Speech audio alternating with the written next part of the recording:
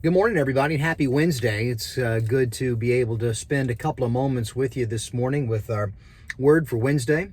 And I hope that you have an encouraging, a blessed, an enjoyable, and productive middle of the week ahead of you. Josh always likes to take these really cool videos up 50 feet up in some beautiful tree, and he shows us where he spends a lot of his day. And so I thought I would match the wonder and the amazement of how exciting it is to get a glimpse of how I spend a lot of my day. And so I'm coming to you today from the place where I do a lot of my work. And today is no exception to that. I've been doing a new Bible journaling program that I shared with you a couple weeks ago called Kairos. And it's a really a wonderful study tool, and I've recommended it to a few other guys that I think could benefit from it. But one of the things that's part of this is that every week you focus on a verse that you are you're memorizing, you're meditating on, you're thinking on every day, and you're giving consideration to.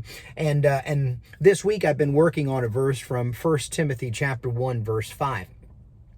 And I always try to choose a verse to work on that is coming from our Morning in the Word daily readings. And so this is the verse for this week that I've decided to work on. And it says that the goal of our instruction is love, from a pure heart, from a good conscience, and from a sincere faith. So those ideas, the goal of our instruction. Why is it that Paul is working so hard to bring learning and understanding to people? It's so that they can develop love. That's the goal that he has. He says, Timothy, the reason that I work so hard in bringing instruction to people is so that those people can discover love.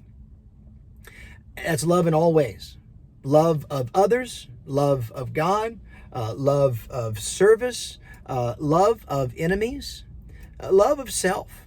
Love has to be a centerpiece of what we are seeking to accomplish within ourselves, the transformative process of God in us, the Spirit working through us, the salvation that Christ affords us, are all directed towards this goal of bringing us to a deeper love. God is love. And anyone who professes to be a follower of God must demonstrate that one central characteristic that God emulates, that he idealizes, that he epitomizes. And if we're going to be people of his, we have to have this one important family trait: love.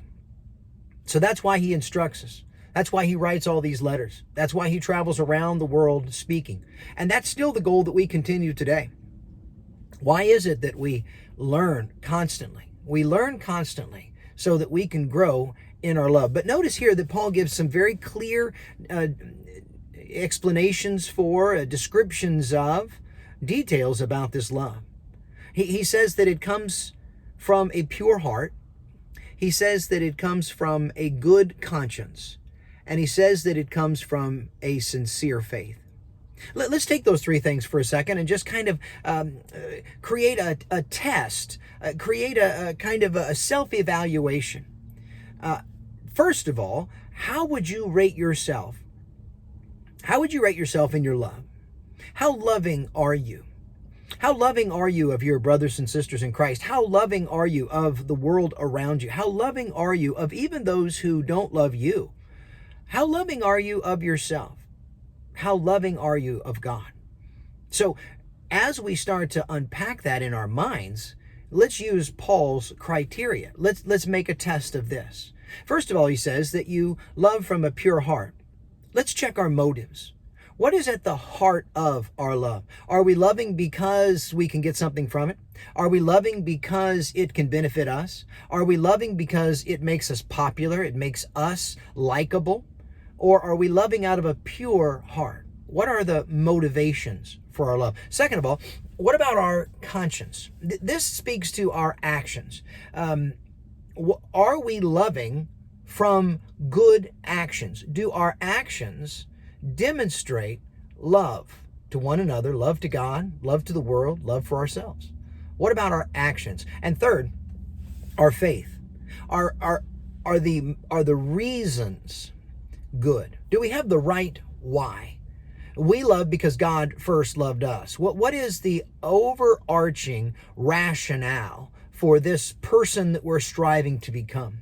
I think those are three good tests, and I think that's a good evaluation. It's been beneficial to me this week to day by day give that consideration, and I hope that'll be something that you find encouraging as well. Put yourself to the test. How is your love? How is your heart? How is your conscience? How is your faith? And let's see how we might be able to spur one another on to love and good works. I hope you have a wonderful Wednesday. Thanks for watching. See you soon.